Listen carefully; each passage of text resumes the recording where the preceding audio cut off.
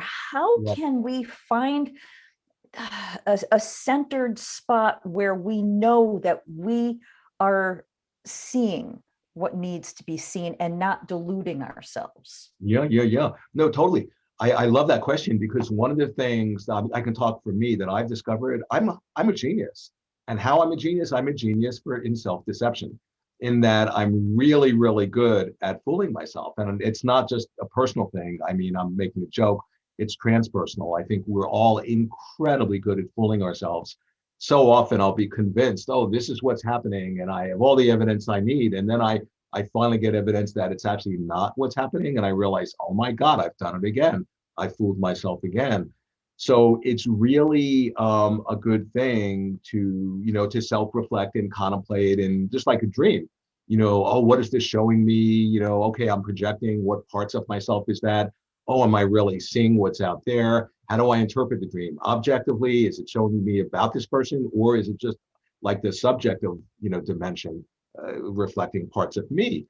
And so I think it's a great thing to really, to continually discern, are we projecting?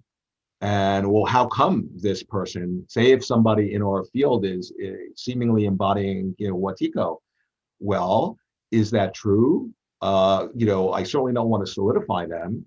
If I think that's who they are, if I think that's all of who they are, well, then that's an expression that I've fallen under the spell of the bug. I call it, well, that's their Halloween costume. That might be the way they manifest at that moment.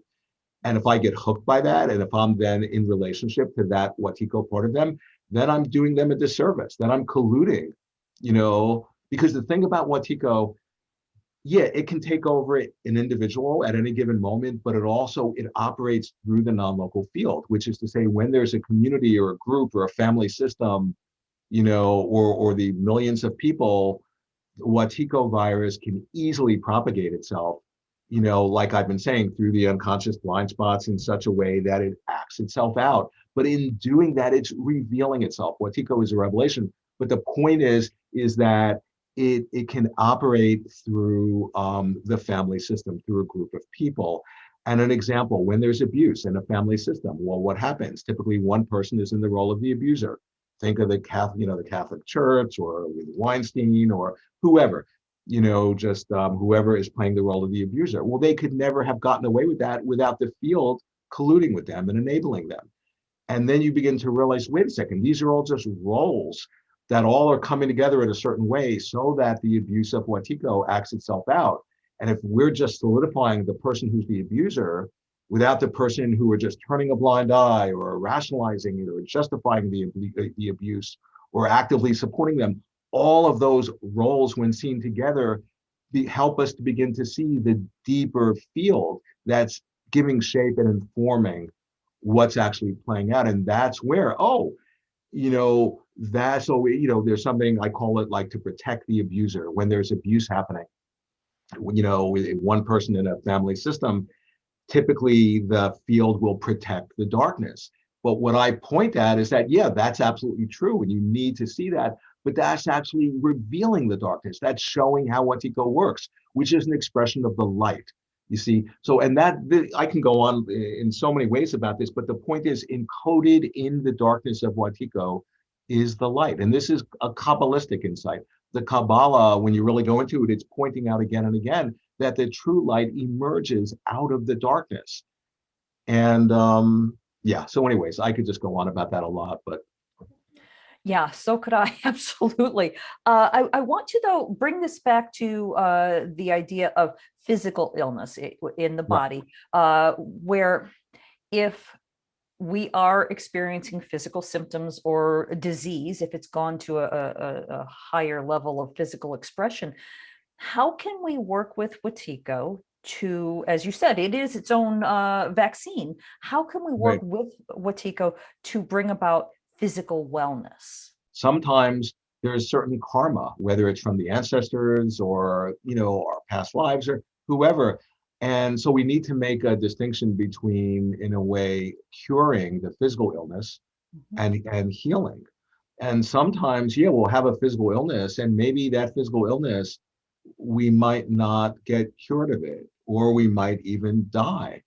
But that's in distinction to having a deeper healing, that the illness might actually be a portal to help us to connect with that deeper healing. And so, there is overwhelming proof of the mind-body interconnection and the power of the mind. In Buddhism, they talk about that the mind is more fundamental than the body. And, that in a way, the body being not separate, because if you think about it, every moment of your experience of just your body and of the physical world, guaranteed, it never happens separate from in awareness. That awareness is never not there. Whatever we're experiencing, whether it be a sound or touch or body, the healthy body or a sick body, there's always consciousness there. Consciousness, and it's so obvious that we tend not to see it. So what I'm pointing at is that, when we actually see the way what the native people are calling the Wetiko spirit, and we're seeing how it operates out in the world and how it operates via our unconscious reactions, all of a sudden we begin to, by having that expansion of consciousness, we're beginning to connect with who we actually are, with our nature, and with the nature, which is that we're having a collective dream and that we're not separate. And the energetic expression of that is compassion. And compassion, at least in Buddhism, and I feel this is really true, not only is it considered the Wetiko dissolver par excellence, but it is the most unbelievably potent medicine that there is. They always counsel never underestimate the power, the healing power of great compassion. So we can only help with reference to, whatever physical illness that we're suffering from. We might not get cured, but we might get a deeper healing in our soul, in that we actually connect with our heart and our soul. And in a sense, that's what all of this is about. That's what we're here to do. And if I could just add one more thing, like, for example, as each one of us connects with who we are, with that open heart, that's in essence in Buddhism, that's, the real, both the foundation at the beginning of the path, and that's the result of the path, is the good heart, the open heart. Bodhicitta is the word in Buddhism. But the idea being, when you connect with that and you realize the dreamlike nature and you recognize we're not separate, what you also recognize is, oh, well, we can actually collaborate. We can conspire to co-inspire each other. We can actually dream ourselves awake in a way where we can basically hang out with each other and we can help each other to deepen our realization of our nature, to cultivate more compassion. I think of His Holiness Dalai Lama. He's saying he's always increasing his altruism, his compassion. It's not like you ever get to the end of it. And the more you generate, it's not like this zero-sum game where, oh, there's only a certain amount of it. No, the more compassion you generate, the more there is available to generate. It's a positive feedback loop that self-generates. Mm-hmm. And so what I'm pointing at is that when any one of us connects in this way and connects with others of us who are also plugging in to our genius, to our creative potency, we can actually get in phase with each other. And in a sense, not only heal ourselves in the deeper sense, but actually be, a healing agent, so that we could be the T cells in the greater body politic of our species.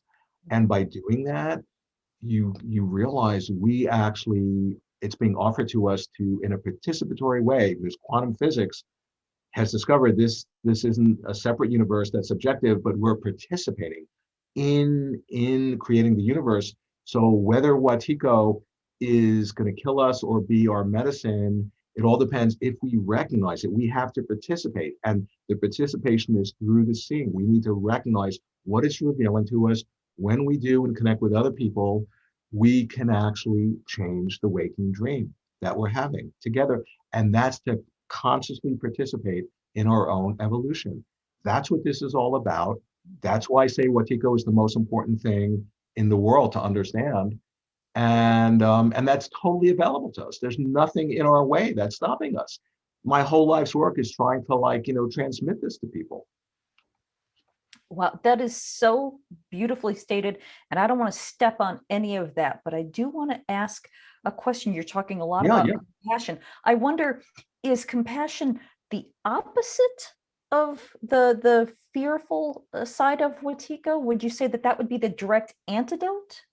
Yeah. Well, the thing about, you see, Watiko, remember, it has to do with the separate self, that identifying with a separate self, thinking that we're a reference point in space and time in a way that we're not. It's a fiction. And then we invest all of our psychic energy in protecting and defending that particular identity. And think about it, all of our energy that's available for potential being creative is then getting funneled on protecting and defending an illusion that isn't even who we are and doesn't even exist. That's complete madness. Now, so Watiko, by actually feeding off of that imagination of the separate self, and keep in mind, the origin of Watiko is in this very moment. We are actually unwittingly colluding with it. And but when you see, when there's that separate self, an expression of when there's a separate self, when there's an other, the expression of that is fear. Okay. And then that feeds on itself. And then, oh, I feel afraid, which then makes me feel like, oh, well, then that really is an other, and I am a separate self. And then so it becomes a feedback loop, that self and other feedback loop, which just is infinitely reinforcing and generating fear. And particularly when other people are also subscribing to that point of view, that fear is just getting like, like channeled into the field, into the universe. And if we're not awake, we're just being fed by it, we're ingesting it, and it becomes, a self-reinforcing feedback loop, whose origin is inside of us. And so what I'm saying is, yeah, the expression of compassion, when you're in a dream and you don't know you're dreaming, and there are other people in the dream, your dream characters, aspects of you. And if you don't know you're dreaming, you're going to think they're separate. So you're under the illusion of a separate self, you know? And if you have lucidity in a dream, and how I learned this was from my lucid dreams. When you have lucidity in a dream and you recognize the dreamlike nature, which is to recognize that these other people are not separate from you, the natural, effortless, spontaneous expression of that realization is compassion, is love. And yeah, when you really connect with that and embody that and transmit that, then you're actually a Wetiko dissolver. Then, by you carrying that energy. I mean, just think about, I've heard people talk about when they're in the presence of His Holiness Dalai Lama, and I see this with my teachers. People just become disarmed. You just want to, it opens your heart. You just want to serve them. You just want to hug them. It just inspires you when you're around somebody who's embodying your own potentiality, So just the one final thing I want to say is that, see, our nature is to be creative beings. We have this unbelievably, unimaginably vast creative power at our disposal 24/7. And to the extent that we're not, and like I've been saying, Wetiko exploits that to the extent that we're not in touch with our creative potency and agency, and it uses it against us in a way that writ large with close to 8 billion people is killing us. But what I'm saying is that that's a revelation. There's something being shown to us about our nature, that we have this creative genius. And when one person taps into that, that's great. It'll help their life a lot, but that's insignificant in the larger scheme of things. But when enough of us tap into that and connect with each other, we can change the dream. And that's what, and we have Wetiko to thank, and that's why I say if it didn't exist, we'd have to invent it.